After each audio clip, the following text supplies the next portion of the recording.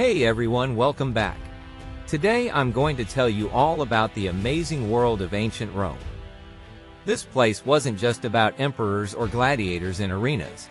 It was a massive, exciting world full of cities, roads, trade, and powerful people. The Roman Empire was truly massive. To the west, it reached all the way to the Atlantic Ocean. In the north, two big rivers, the Rhine and the Danube, marked the border.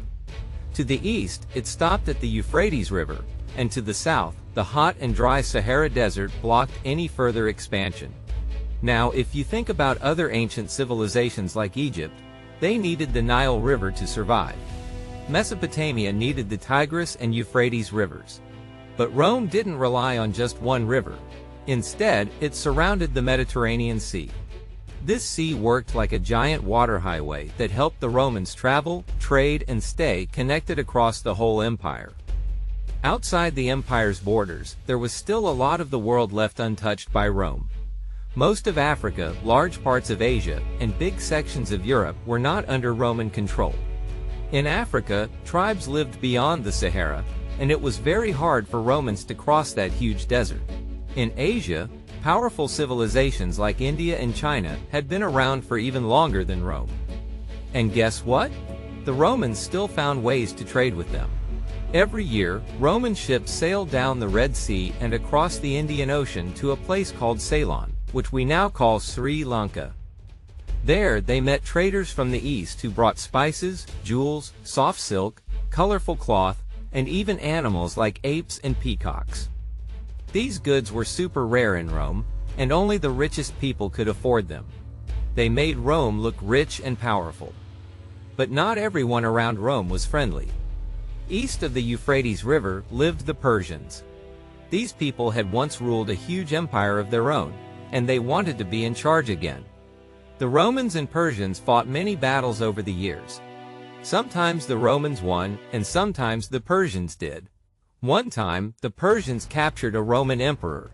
A crazy story even says their king made the emperor kneel down and used his back like a stool to step onto his horse. Whether or not that story is true, it shows how serious their rivalry was. Now let's look to the north. In places like Germany and the wide-open lands of Russia, many tribes of people were starting to move. Historians still wonder why. Maybe they were looking for food, running from cold weather, or just wanted better land. But whatever the reason, they started heading south toward Roman land. This made the Romans very nervous. Some of these tribes were so fierce that they were mentioned in the Bible. The Romans built army camps and forts along the Rhine and Danube rivers to stop these people from coming in. Those forts were always on alert, ready to defend the empire. Inside the Roman Empire, things were also a bit divided. The Adriatic Sea sat between Italy and Greece and sort of split the empire in half. The eastern side, places like Greece, Egypt, and Syria, had very old cultures and traditions. They had amazing buildings, smart thinkers, and deep history. On the western side, places like Gaul, which is now France, Spain, and parts of Italy, the people didn't have as much history. So they learned from the Romans and copied their ways. That's how Roman culture spread. Language was also super important. Back then, most smart and educated people spoke Greek. Even Marcus Aurelius, a Roman emperor who was also a philosopher, wrote his famous book of thoughts in Greek. In the western parts of the empire, people mostly spoke Latin. At first, people thought Latin sounded rough or less classy than Greek. It wasn't until hundreds of years later that the Bible was finally translated into Latin.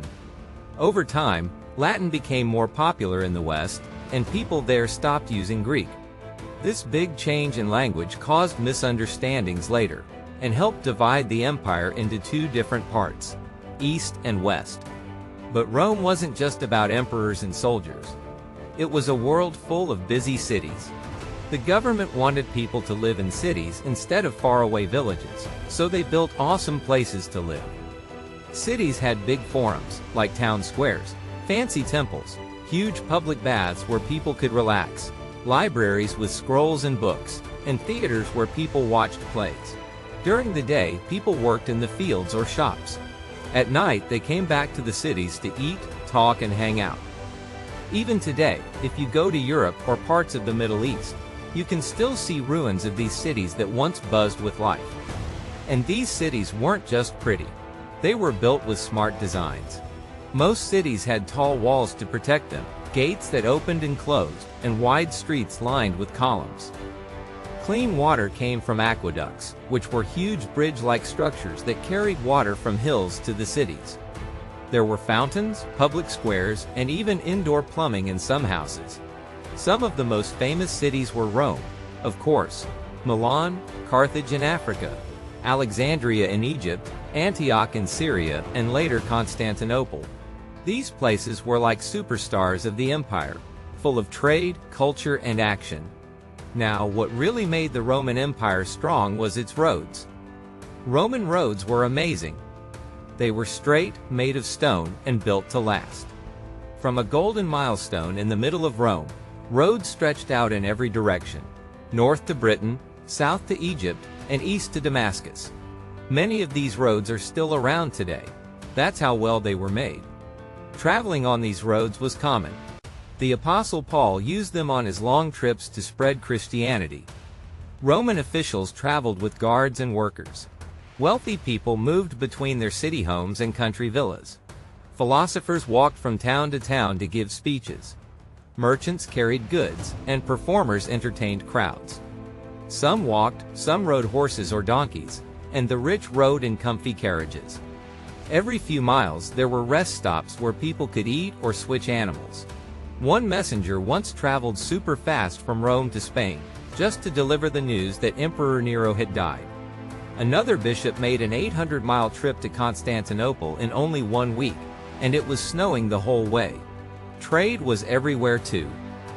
Goods flowed in and out of the empire. People bought linen from Egypt, carpets from Persia, silk from China, fur from the cold northern lands, and spices from India and Sri Lanka. Books and letters were also part of this trade. Rome had a big publishing system. Books were sent from Rome to libraries and bookshops all across the empire. People loved to write letters, to family, friends, or government officials. One Roman guy named Symmachus wrote almost 1,000 letters.